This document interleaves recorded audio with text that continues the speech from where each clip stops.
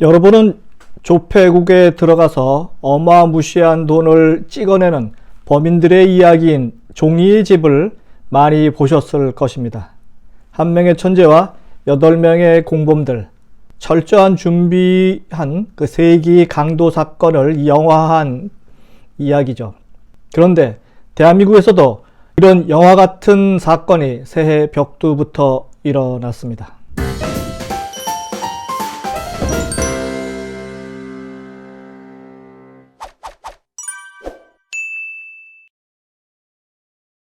(2022년) 새해 벽두부터 빵 하고 큰 사건이 하나 터졌습니다. 바로 회사 돈 1980억 원 횡령 사건입니다. 무려 1980억 원. 놀랄 노자죠. 이런 일이 벌건대낮 대한민국에서도 일어났습니다. 무슨 외국 영화를 보는 듯합니다. 이게 뭡니까? 이번 사건은 정말 이상한 점이 한두 가지가 아닙니다. 아시다시피 치과용 임플란트 시장의 1위 업체인 오스템 임플란트는 대단한 회사 아닙니까?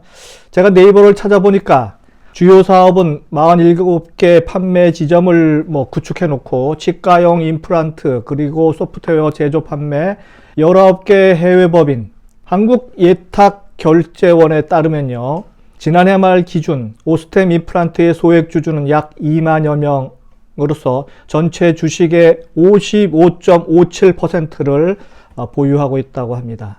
2만여 명의 개미 투자자들이 있다는 소리입니다. 거래 정지가 지금 된 상태죠. 거래 정지 직전에 이 회사의 시가총액은 2조 원입니다. 2조 386억 원. 코스닥 상장사의 19번째 링크된 아주 큰 회사입니다. 현재 주식 거래가 정지된 상태죠.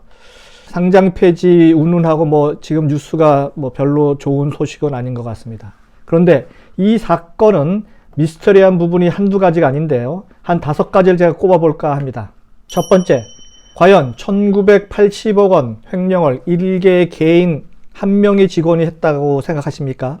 재무 담당 임원도 아니고 그저 부장급인 재무관리팀장이 혼자 어떻게 1980억 원을 빼돌릴 수 있었을까? 그는 2018년도에 입사해서 출금 내역과 자금 수지, 잔액 증명서 등을 위조하는 방식으로 자금을 횡령한 것으로 전해지고 있습니다.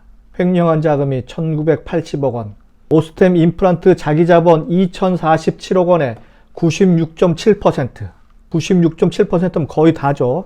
네, 어마어마 액수의 금액을 지금 횡령한 겁니다. 횡령 규모가 상장사 역대 최대 수준입니다. 그런데 시가총액 2조 원을 웃돌고 코스닥 시총 20위권에 이름을 올리고 있는 만큼 이런 우량 기업에서 직원 한 명이 수천억 원에 달하는 자금을 마음대로 유용한 것이 가능할까 하는 의구심은 저만 갖고 있는 것은 아닐까 싶습니다. 회계 전문가들은 상식적으로 이해가 어렵다고 말을 모읍니다. 전표 작성 그리고 송금 이런 업무를 담당하는 인원이 분리되어 있어야 하고 부서장의 승인도 있어야 하고 또 잔액을 점검하는 절차 등등 여러 가지의 그 스크리닝을 하는 절차가 있는데 잔액 증명서 위조만으로 횡령할 수는 없을 거라는 말을 많이 하더군요. 이 때문에 내부 통제 시스템이 제대로 작동하지 않았거나 혹은 회사 측 누군가가 더 개입된 것이 아니냐 하는 의혹이 생기는데 아무래도 전자 쪽이 더 신빙성이 있어 보입니다. 개인적으로 저도 주식하는 개미 투자자 입장으로서 정말 화가 나는 부분이 아닐 수 없는데요. 저는 예전에 STX 페노션이라는 주식을 투자했던 경험이 있습니다. 그런데 어느 날 갑자기 날벼락같이 상장 폐지가 되었습니다. 그야말로 1원 한 푼도 되돌려받지 못한 경험을 갖고 있습니다. 그때도 그랬고 지금도 그렇고 과연 금융당국은 뭘 하고 있었을까요? 두 번째 미스터리입니다. 왜 감사팀 인원을 줄였을까? 오스템 임플란트는 감사팀 인원을 2년 새 절반, 지금 11명이라고 신문에 났는데요. 11명을 줄였다고 합니다. 그 후 이런 대형 횡령사고가 터졌고요. 유명무실한 사내 내부 통제 시스템도 이상합니다. 국내 대형 회계법인 부회장, 한국거래소 출신이 사회이사 이 등등이 있는 상황에서 엄청난 규모의 횡령이 이루어졌기 때문에 더더욱 이상합니다. 왜 감사 인원을 반으로 줄였을까요? 단지 비용을 줄이기 위해서였을까요? 그리고 금융계의 베테랑인 사회이사들은 과연 무엇을 했을까요? 세 번째 미스터리입니다. 왜 금융당국은 미리 알지 못했을까?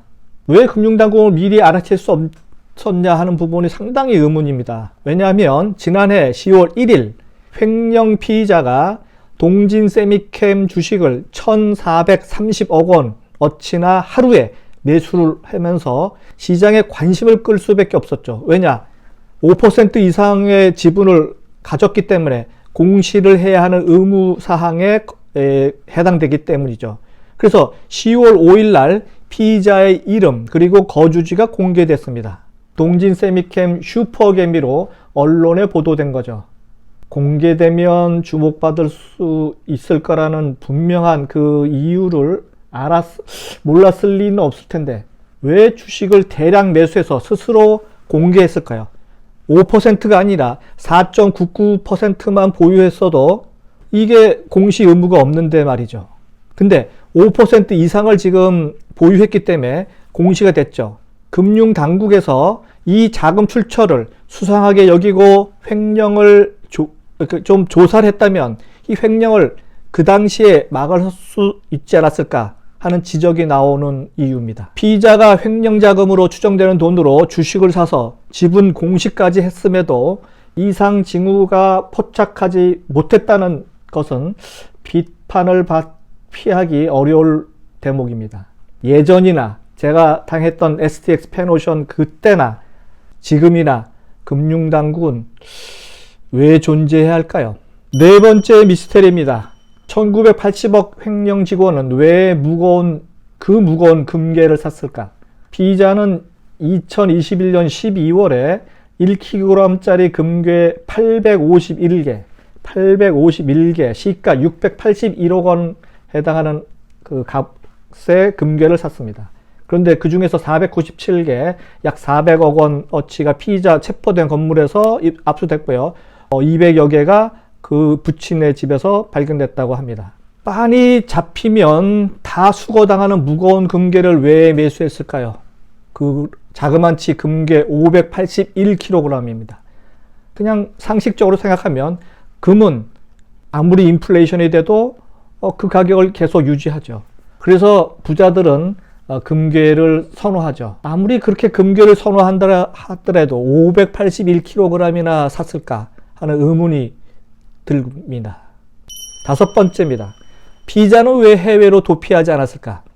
피의자는 횡령 사건을 치고 잠적했다가 며칠 후 자기 소유의 그 건물에서 경찰에 붙잡힙니다.